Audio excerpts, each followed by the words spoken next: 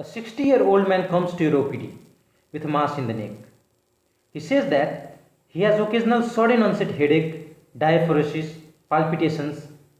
On examination, he is normotensive. You discover that the mass is a thyroid nodule.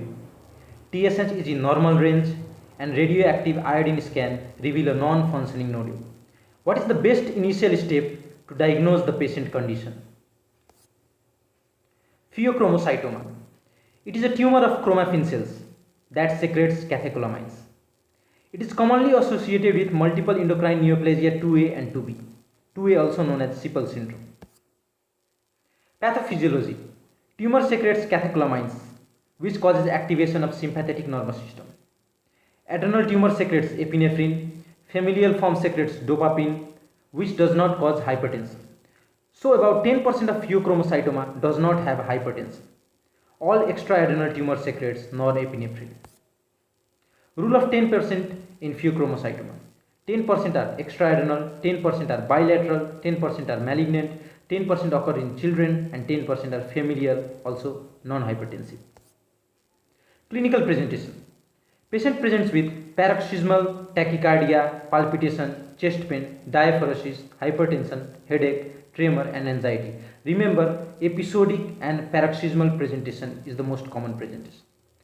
Obtain a family history to rule out genetic causes of pheochromocytoma, which includes MEN2A, 2B, von Hippel-Lindau disease, and neurofibromatosis.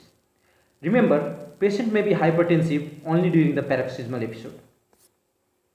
5 P's of pheochromocytoma: pressure, pain, perspiration, palpitations, and pallor. Diagnosis. Best initial test is to look for 24-hour urine metanephrines, which is increased.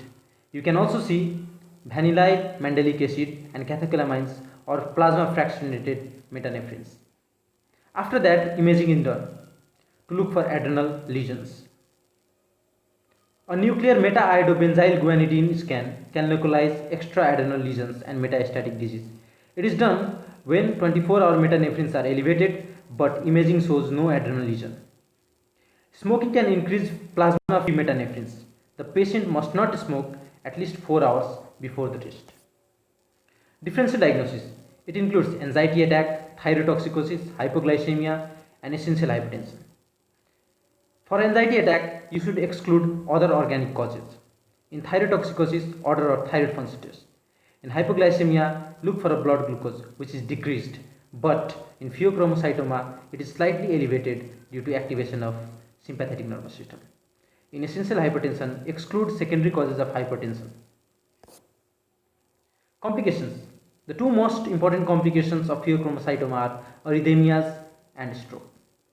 30% of patients die because of these complications before the diagnosis is made. Management. The primary management and the definitive management of pheochromocytoma is surgical resection.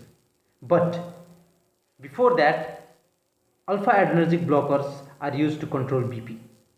When you use alpha-adrenergic blockers, it causes tachycardia, and to control tachycardia, a beta blocker is used. But remember that never give beta blocker first, as unopposed alpha-adrenergic stimulation can lead to severe hypertension. Now back to the case. The patient most likely is suffering from MEN2A, also called Sippel syndrome. The patient most likely has a thyroid malignancy and pheochromocytoma. The best initial test here is to measure 24-hour urine metanephrines. Plasma calcitonin level will be high. MEN2A are associated with RET gene mutation.